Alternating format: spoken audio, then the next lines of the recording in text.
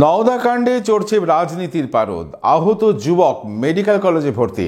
এ নিয়ে তৃণমূলকে দুষছেন বিরোধীরা, যদিও তৃণমূলের দাবি পুলিশ তদন্ত করছে। নওদার সর্বাঙ্গপুরের ঘটনায় চড়ছে রাজনীতির পারদ।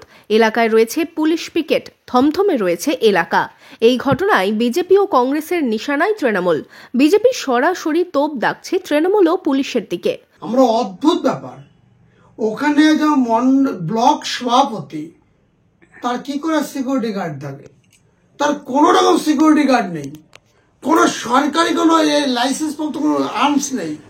তাহলে কি করে সেই গাড়ি থেকে গুলি ছোড়া হলো?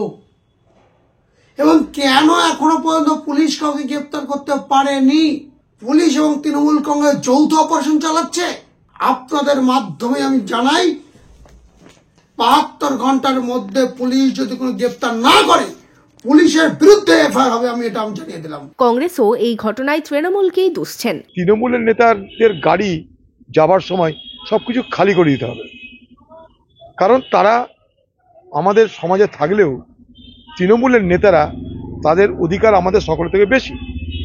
তাই তাদের জন্য রাস্তা খালি করে দিতে হবে। খালি করাতে রাস্তা দেরি, সঙ্গে সঙ্গে চলেছে গুলি। মানে পুলিশের কাছে, পুলিশ অফিসারদের কাছে সকলের কাছে আধুনিক অস্ত্র থাকে বলে আমার জানা নাই। কিন্তু তৃণমূলের নেতাদের কাছে সে ছোট বড় সব অস্ত্রের কোনো কমি নেই। কতগুলো সাধারণ মানুষের উপরে গুলি চালিয়ে একজনকে আহত করে কি বাহাদুরি দেখিয়েছে আমার জানা নাই। কিন্তু আমি প্রশাসনকে বলতে চাই, কালকেও বলেছি, যে যারা দোষী, যারা অপরাধী, তাদেরকে যেন গ্রেপ্তার করা হয় এবং তাদেরকে যথাযোগ্য শাস্তি দেওয়া হয়। যদিও এই নিয়ে তৃণমূলের দাবি, মুর্শিদাবাদকে অশান্ত করার চেষ্টা চলছে, পুলিশ তদন্ত করছে, ব্যবস্থা নেবে। এই নিয়ে বিরোধীদের বিরুদ্ধে সুর চড়াচ্ছে তৃণমূল।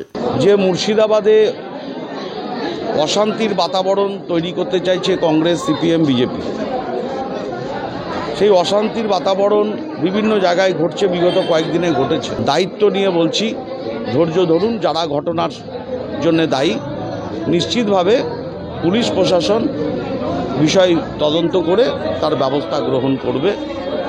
একটু ধৈর্য ধরুন, একটু আস্থা রাখুন। আমরা এই মুর্শিদাবাদকে অশান্ত হতে দেব না।